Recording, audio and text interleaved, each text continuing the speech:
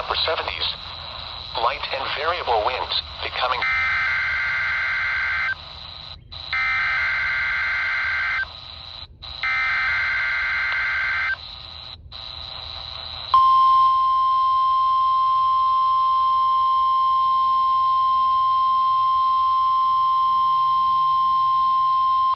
This is a test of the weather radio's warning device.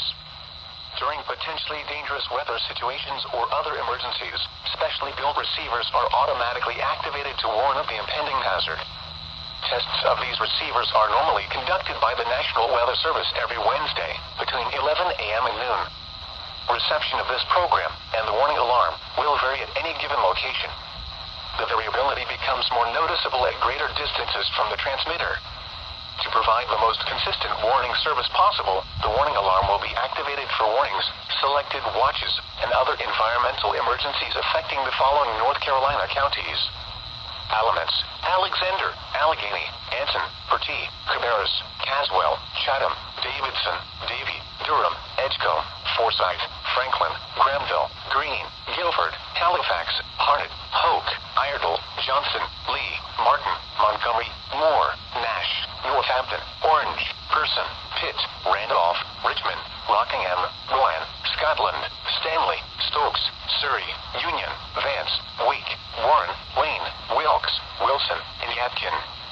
The warning alarm will also be activated for the following counties in South Carolina: Chesterfield and Marlborough, and the following counties in Virginia: Brunswick, Carroll, Floyd, Grayson, Henry, Mecklenburg, Patrick, and Pittsylvania.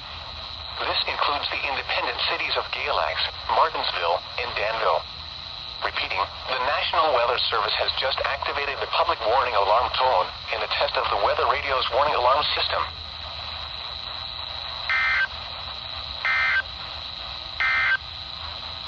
Here is the latest National Weather Service forecast for Albemarle and vicinity.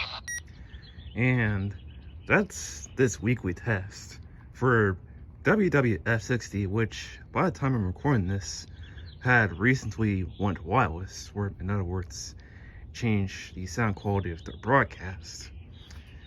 And I had made a video over here, if you like more context to what I'm going to be saying here.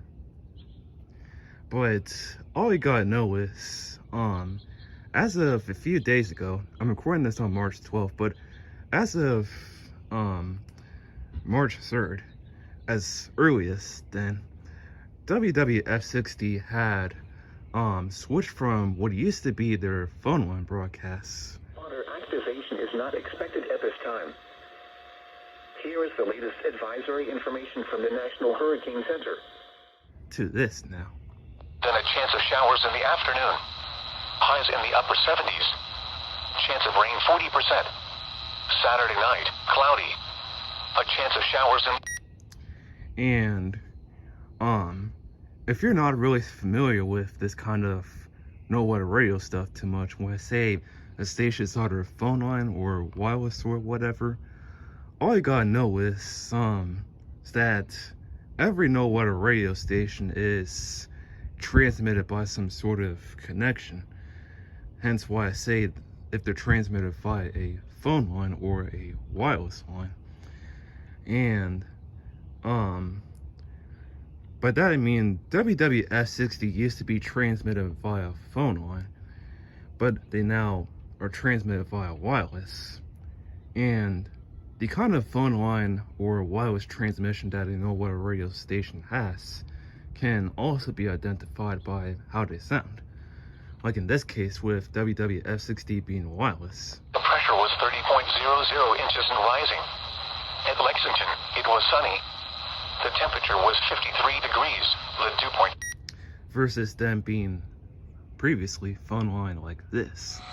This is NOAA Weather Radio. All hazards. Station WWF60. www.weather.gov/safety/flood stay away. So, yeah, and this isn't my first ever time of catching a WWF60 weekly test, let alone my first time ever catch one over here.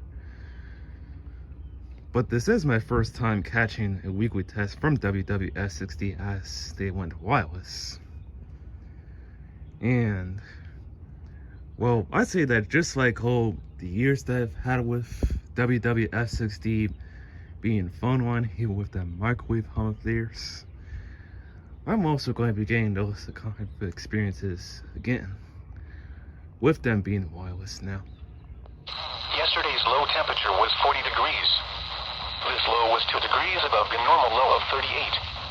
The record low is 19 degrees, which was set in